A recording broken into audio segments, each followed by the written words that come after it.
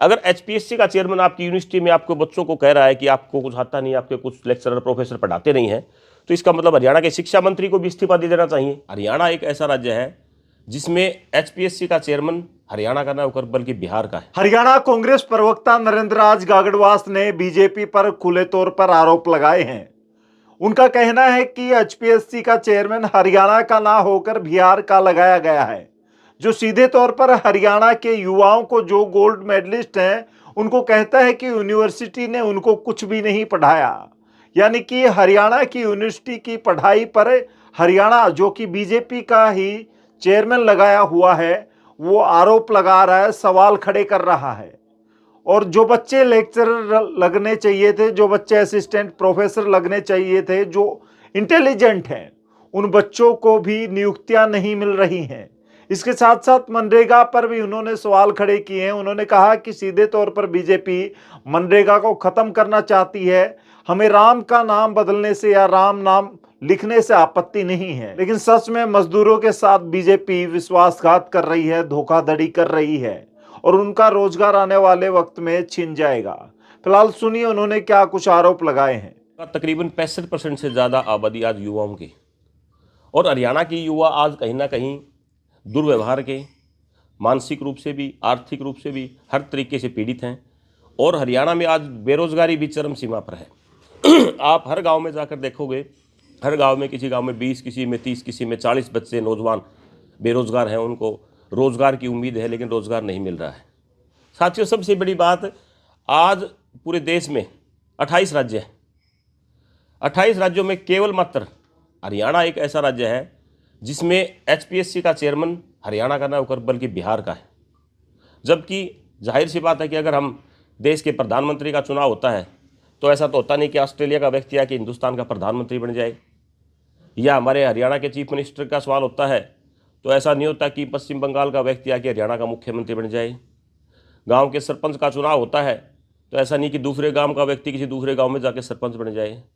तो आज हरियाणा के ऊपर, हरियाणा सरकार के ऊपर ऐसी क्या नौबत आ गई कि उनको हरियाणा के एचपीएससी का जो चेयरमैन है वो बाहर का लगाना पड़ा है, जो बिहार का लगाना पड़ा है। ऐसी क्या मजबूरी आ गई? मेरा पहला सवाल तो हरियाणा सरकार से ही है।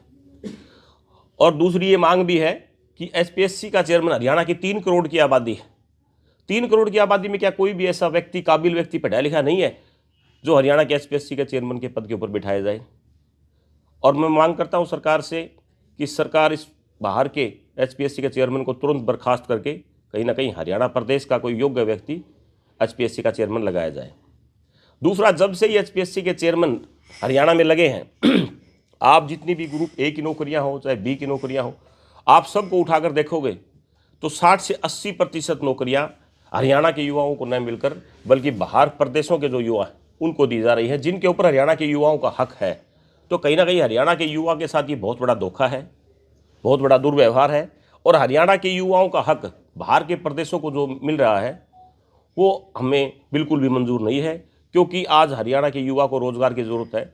और हरियाणा की नौकरियों में ऐसा भी कोई कानून पास किया जाए कि केवल हरियाणा के ही लोग लगे। हम ऐसा तो नहीं कहते कि हमारी नौकरियों में बाहर के व्यक्तियों को आप यहाँ लाकर बिठाइए।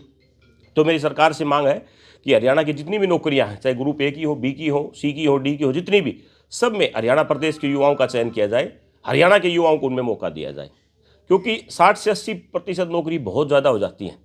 पीछे आपने देखा होगा असिस्टेंट इंग्लिश प्रोफेसर का जो भर्ती का जो रिजल्ट आया, तकरीबन 615 के आसपास पोस्ट थी, उसमें से मात्र 151 बच्चों को उन्होंने इंटरव्यू के लिए बुलाया। बाकी की सभी पोस्टें आज भी खाली पड़ी हैं। और उनके अंदर भी एक नया नियम बना दिया कि 35% मार्क्स चाहिए बच्चों को। जबकि हमारे बच्चे ऐसे हैं जो आज धरनों पर भी बैठे हैं, जिन बच्चों ने गोल्ड मेडलिस्ट हैं, उन बच्चों को क्या 35% भी नंबर नहीं आए होंगे। लेकिन कहीं ना कहीं एक जालसाजी के तरीके से कहीं ना कहीं 15 क्वेश्चन बना दिए, जिसमें एक क्वेश्चन 10 नंबर का था, और उनमें 10 नंबर के क्वेश्चन में से 10 नंबर में से किसी को 2 नंबर दिए, किसी को 1 नंबर दिए, जो बच्चे गोल्ड मेडलिस्ट हैं। तो कहीं ना कहीं ये साजिश थी उन बच्चों को इस असिस्टेंट प्रोफेसर के पद से बाहर करने की। और जो 151 बुलाए हैं उनमें से भी केवल मात्र 8 से 10% हरियाणा के हैं, बाकी सब बाहर के। तो ये बहुत ही निंदनीय है, हम इसकी निंदा करते हैं। दूसरा, हमारे साथी जो कंप्यूटर साइंस के पीजीटी के साथी हैं, 2019 में हरियाणा सरकार ने नौकरियां निकाली कि कंप्यूटर साइंस के पीजीटी टीचर लिए भर्ती किए जाएंगे 1410 के आसपास, लेकिन वहाँ कोई भर्ती नहीं हुई, बल्कि 2023 में उनको बढ़ाकर 1700 पोस्ट कर दी कि कंप्यूटर साइंस के बच्चों को लिया जाएगा।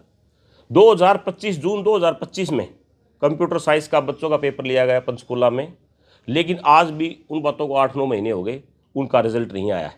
वो कंप्यूटर साइंस के जो बच्चे हैं, जो भारत सरकार स्किल इंडिया, डिजिटल इंडिया बनाने जा रही है, आज हरियाणा प्रदेश के जितने भी स्कूल हैं, आप उनमें जाकर देखोगे कंप्यूटर साइंस के पद सारे खाली पड़े हैं। तो डिजिटल इंडिया, स्किल इंडिया कहाँ से बनेगा जब कंप्यूटर साइंस के पद खाली पड़े हैं? और वो बच्चे आज इतने परेशान हैं क्योंकि उनको 2019 में भर्ती निकाली थी, आज 2026 आ चुकी। तो कहीं ना कहीं उनके ऊपर मानसिक प्रताड़ना भी है, उनके ऊपर आर्थिक प्रताड़ना भी है। आज वो बच्चे इस बात से परेशान है, कहीं ना कहीं उनकी उम्र भी बढ़ती जा रही है। कल को सरकार उनको भी कहीं ना कहीं उम्र का बहाना बनाकर बाहर करने का काम करेगी। और मुझे लगता है कि सरकार इस बात से डर गई है कि जो असिस्टेंट प्रोफेसर के बच्चों के साथ दुर्व्यवहार सरकार ने किया, आज वो बच्चे सारे धरने पर बैठे हैं। और सरकार नहीं चाहती कि कंप्यूटर साइंस का अगर रिजल्ट निकाल दोगे तो कहीं ऐसा ना हो कि ये बच्चे भी उनके साथ, जो कि दुर्व्यवहार तो उनके साथ भी होना है। कहीं ना कहीं सरकार की ये भी साजिश है कि इसमें भी बाहर के बच्चों को कहीं ना कहीं लिया जाएगा। इसलिए उन बच्चों का रिजल्ट, कंप्यूटर साइंस के बच्चों का पीजीटी का रिजल्ट सरकार नहीं निकाल रही है। इसलिए हमारी सरकार से मांग है कि तुरंत कंप्यूटर साइंस के जो बच्चों का जो कितने सालों से लंबित रिजल्ट है उसको सरकार तुरंत निकाले और जल्दी से जल्दी उन साथियों को भर्ती किया जाए, ताकि उनका घर चले, उनका रोजगार मिले, उनको उनका परिवार चले। नरेंद्र जी, बीजेपी के नेता हों चाहे उनमें प्रदेश अध्यक्ष बने, वो कह रहे कि भारत का कोई भी जो विद्यार्थी है वो हरियाणा में जॉब कर सकता है और उनको ये हक है। नहीं, जॉब कर सकता है, लेकिन ऐसा तो नहीं हो सकता ना। हरियाणा प्रदेश में जो भी नौकरी लग रहे हैं उनमें से 60 से 80% बाहर के लग रहे हैं। तो हरियाणा में अगर बाहर के लगेंगे तो हरियाणा का युवा कहाँ जाएगा? सवाल तो ये है। आज हरियाणा प्रदेश की आबादी का 70% के आसपास का हिस्सा युवाओं का है, तो वो हरियाणा प्रदेश का युवा कहाँ जाएगा? अगर बाहर के लोग यहाँ नौकरी लगेंगे, 100 में से अगर 70 नौकरियाँ बाहर की हैं, तो हरियाणा का युवा कहाँ जाएगा? ऐसे में एचपीएससी चेयरमैन का यह भी कहना है कि जो हरियाणा के युवाओं में वो क्षमता नहीं है, या इसके साथ साथ यूनिवर्सिटियों पर भी सवाल खड़ा किया उन्होंने। यहाँ मैं इसी बात के ऊपर आ रहा था, आपने प्रश्न पहले पूछ लिया। एसपीएससी के चेयरमैन से जब ये असिस्टेंट प्रोफेसर इंग्लिश के जो बच्चे मिलने गए, तो उन्होंने हरियाणा सरकार की खामियां निकाली। उन्होंने कहा कि आपकी यूनिवर्सिटी के अंदर अच्छा माहौल नहीं है, आपके लेक्चरर प्रोफेसर पढ़ाते नहीं हैं, आपके बच्चों को लिखना नहीं आता, आपके बच्चों को पढ़ना नहीं आता। लेकिन मैं चेयरमैन साहब को एक बात बताना चाहूँगा कि हरियाणा के बच्चे तो यूपीएससी में भी टॉप करते हैं। हरियाणा के बच्चों ने तो कहीं ना कहीं यूपीएससी में टॉप किया है। आज सबसे बड़ा उदाहरण, आज सुप्रीम कोर्ट के सीजीआई जो है, chief justice of India Suryakant ji, वो भी हरियाणा की यूनिवर्सिटी में पढ़कर आज कहीं ना कहीं देश के सर्वोच्च पद के ऊपर बैठे हैं। तो मुझे लगता है कि एचपीएससी के चेयरमैन को हरियाणा के युवाओं के ऊपर ऐसा आरोप लगाना बेबुनियाद है। और सरकार के ऊपर भी ये सवालिया निशान है कि मुख्यमंत्री जी को मैं कहना चाहूँगा कि 12 साल से बीजेपी की सरकार है।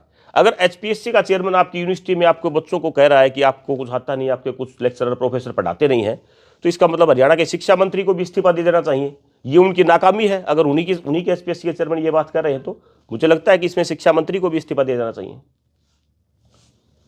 तो नरेंद्र जी, क्या कांग्रेस बयानबाजी तक सीमित रहेगी या कोई आंदोलन भी करेगी? नहीं, कांग्रेस बयानबाजी तक सीमित नहीं रहेगी। कांग्रेस के ऊपर पिछले कई सालों से एक आरोप लगता रहा कि कांग्रेस का संगठन नहीं है। आज कांग्रेस अपना संगठन खड़ा करने जा रही है।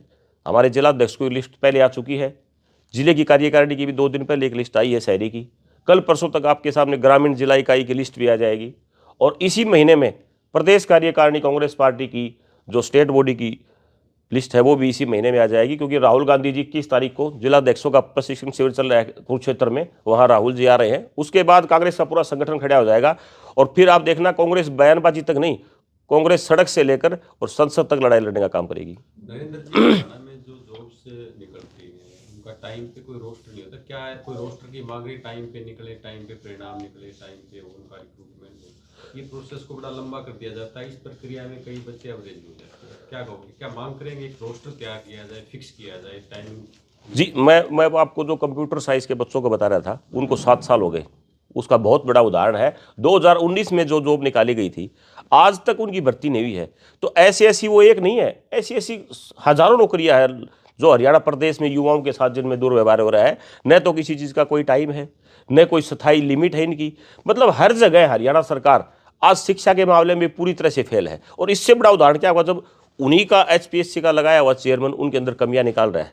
हम तो चलो हो सकता है विपक्ष के लोग हैं, लेकिन उन्हीं का चेयरमैन, एचपीएससी का चेयरमैन जो बाहर का लाके बैठा रखा है, वो खुद ही कमी निकाल रहे। तो सरकार को मुझे लगता है कि इसमें तो शिक्षा मंत्री महिपाल जी को, कैलेंडर की भी मांग करेंगे। हाँ जी बिल्कुल, हर चीज़ देखिए। आज मुझे लगता है कि हरियाणा में आप हकीकत मायने में देखोगे, ये बयानबाजी की बात नहीं है, आज हर गांव में इतने बेरोजगार युवा हैं। सरकार जब ये 2014 में जब ये बीजेपी के लोग आए तो पता नहीं कितने बड़े बड़े वादे के थे, हर साल 2 करोड़ युवाओं को रोजगार देंगे। आज रोजगार तो कहीं है ही नहीं, आज जो रोजगार है उसको भी छीना जा रहा है, उसको भी कहीं ना कहीं खत्म किया जा रहा है। तो युवा तो हरियाणा का इतना परेशान है, कहीं कोई सिस्टम नहीं है हरियाणा सरकार में। मुख्यमंत्री जी का नाम तो नायब है, लेकिन उनकी पेन की स्याही गायब है। मुख्यमंत्री का नाम तो नायब है, लेकिन हरियाणा सरकार में अपराध कायम है। मुख्यमंत्री जी खुद पीछे, आपने वो वाईएस पूर्ण कुमार के मामले में देखा होगा, मुख्यमंत्री जी ने कहा कि मेरे हाथ में तो चपरासी की बदली भी नहीं है। तो हरियाणा का मुख्यमंत्री जो है वो डम्मी मुख्यमंत्री है, वो कोई फैसला लेने में मुख्य रूप से कहीं ना कहीं हरियाणा में सरकार भी केंद्र से चल रही है। आज बीजेपी की एक पॉलिसी है, पूरे देश में कहीं ना कहीं बीजेपी हर जगह डम्मी मुख्यमंत्री बनाती है, और इस देश को 4 ही लोग चला रहे हैं, मोदी, अमित शाह, अडानी और अंबानी। इन 4 लोगों का ही बोलबाला है। आज गरीब मजदूर की बात मैं करूंगा आपके सामने एक और, जो मनरेगा की स्कीम 2006 में कांग्रेस पार्टी लेकर आई थी, वो मनरेगा गरीब की, मजदूर की कहीं ना कहीं एक रोजगार गारंटी की योजना थी, उनका काम का अधिकार था। लेकिन 2006 से लेकर 2014 तक कांग्रेस पार्टी ने उसको बड़े अच्छे तरीके से चलाया, और सेंटर में केंद्र सरकार 90% उसकी फंडिंग करती थी, हरियाणा सरकार के ऊपर केवल मात्र 10% का बोझ था। आज 2014 से लेकर 2026 तक वो योजना बीजेपी सरकार भी चलाती रही, मनरेगा की योजना। लेकिन आज मुख्यमंत्री जी की प्रेस कॉन्फ्रेंस थी एक हफ्ते पहले, उन्होंने कहा कि इसमें तो घोटाला है, गड़बड़ है, भ्रष्टाचार है मनरेगा में। मैं मुख्यमंत्री जी से पूछना चाहूँगा, अगर इतना बड़ा घोटाला था, भ्रष्टाचार था, तो 2014 से लेकर 2026 तक आप क्यों चला रहे थे इसको? आपने क्यों 2014 में इसके अंदर जो कमियां थी वो दुरुस्त क्यों नहीं की? आज आप इसका नाम बदल दिया। अब बीजेपी के पास ऐसी कौन सी वॉशिंग मशीन है जो नाम बदलती है वो सारी चीज़ें ठीक हो जाती हैं? अब इन्होंने नाम बदल दिया जी राम जी, हमें कोई राम के नाम से आपत्ति नहीं है, लेकिन राम का नाम लिया, मर्यादा पुरुषोत्तम का नाम हम बड़े मान सम्मान से लेते हैं, लेकिन उन्होंने राम के साथ भी धोखा करने का काम किया है। राम का नाम लेकर जो केंद्र सरकार पहले मनरेगा में 90% फंडिंग करती थी, आज उसको घटाकर 60% कर दिया, और 40% वजन जो है हरियाणा सरकार यानी स्टेट सरकारों के ऊपर डाल दिया। जो हरियाणा सरकार 10% फंडिंग नहीं कर पा रही थी, 10% फंडिंग नहीं कर पाई थी हरियाणा सरकार मनरेगा में, वो आज मुझे ये 40% फंडिंग कहाँ से करेगी? तो ये मनरेगा को जो ख़त्म करने की जो साजिश है, उस साजिश के लिए नई योजना लेकर आए हैं जी राम जी, ताकि इस मनरेगा को ख़त्म किया जाए, काम का अधिकार ख़त्म किया जाए। आज मजदूर गरीब बेचारा हताश है, निराश है, परेशान है, क्योंकि मनरेगा को भी ये जल्दी ही जिस तरीके से लग रहे हैं, क्योंकि जो 90% फंडिंग केंद्र सरकार करती थी, आज उसको घटाकर 60% कर दिया।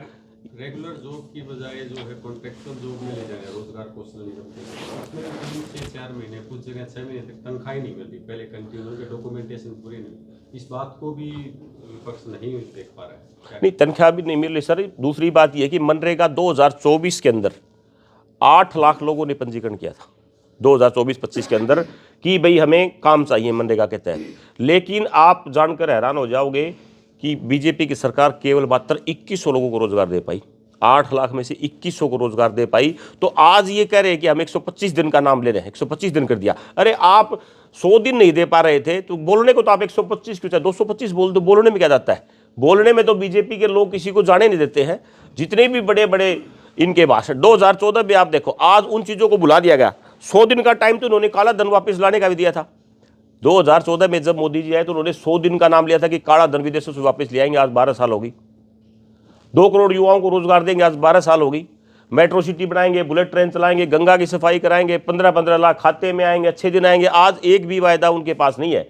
आज जब भी कोई चुनाव आता है तो ये जिक्र करेंगे भारत पाकिस्तान का, हिंदू मुसलमान का, मंदिर मस्जिद का, जाति पाति का। आज इनके पास एक ही चीज़ है। आज देश में जितने भी मुद्दे हैं उनको कहीं ना कहीं वंदे मातरम, भारत तिरंगा यात्रा निकालकर उनको उन मुद्दों को खत्म किया जा रहा है। और जिस प्रकार से भाजपा कहते हैं, भाजपा नेता कहते हैं मनरेगा जो संशोधन तो कांग्रेस पार्टी भी हमेशा करती रही है, हमने वो भी संशोधन किया हुआ है, तो इसमें क्या दिक्कत क्या है?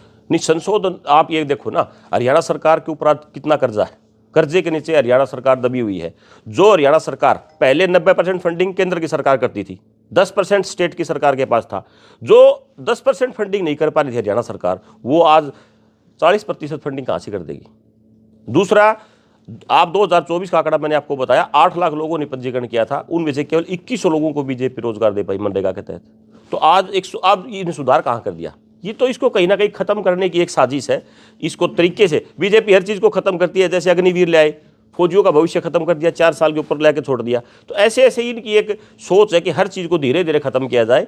एकदम से करेंगे तो लोगों में कहीं ऐसा ना हो कि लोग भड़क जाएं। लेकिन धनखड़ साहब तो ये कहते हैं मोस्टली तो हमारी सरकार है, बीजेपी की सरकार है, तो इसमें कांग्रेस को आपत्ति कहाँ है। बोला हमारी सरकार को ही तो देने हैं पैसे, तो बीजेपी नहीं, आपत्ति तो इस बात की है ना, आप पीछे भी तो नहीं दे पा रहे थे। आप अगर मनरेगा का आज तक का रिकॉर्ड देखोगे, कांग्रेस सरकार का 2006 से लेकर 2014 तक का तकरीबन 90 से 95% कांग्रेस ने मनरेगा के तहत लोगों को काम दिया है। और बीजेपी का ट्रैक रिकॉर्ड निकाल के देखोगे, पूरे देश का बता रहा हूँ आपको, मात्र 48% है। तो जब ये उस टाइम 100 दिन का रोजगार नहीं दे पाए, तो आज 125 दिन का कहाँ से देंगे, जिसमें तो सेंटर सरकार फंडिंग करती थी 90%, केंद्र सरकार देती थी, आज तो इन्होंने वो भी घटाकर 60% कर दी। तो ये तो कहीं ना कहीं कुठाराघात है गरीब परिवारों के ऊपर, मजदूरों के ऊपर, और ये बहुत बड़ी साजिश है इसको खत्म करने की।